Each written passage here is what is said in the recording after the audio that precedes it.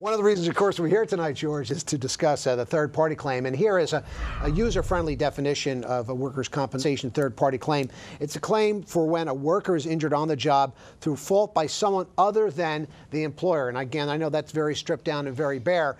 But essentially, George, we're talking about if there's a reason that someone has been injured on the job and it's not because of an employer or someone under his control, then the employee the injured worker might find a way to get around the system. And now we're starting to talk about the kind of personal injury dollars, the kind of pain and suffering dollars, which would make him whole, which the workers' compensation was never designed to do. Correct. Those are the cases that really can make a big difference in a person's life, especially a person who's catastrophically injured. And there are many instances where a person will have a work injury and it will be caused by a third party. Caused in a variety of ways. Like you said, there could be a person working in a context where they have a product that was defectively designed or defectively manufactured, failed to have a guard on it, was not properly...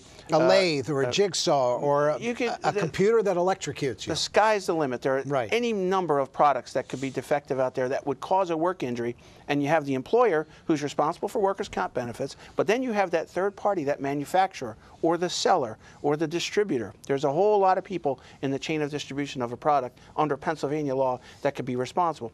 For example, in a product liability case, the standard of proof is what's called Section 402A of the Restatement of Torts, and that says a product must be manufactured with every element necessary to make it safe for its intended use. If it's not provided with those elements, then the manufacturer, distributor, seller, whoever may be responsible, and then you can get into a jury trial. You could ask for pain and suffering, past pain and suffering, future pain and suffering, future medical expenses, all things that won't be covered by comp.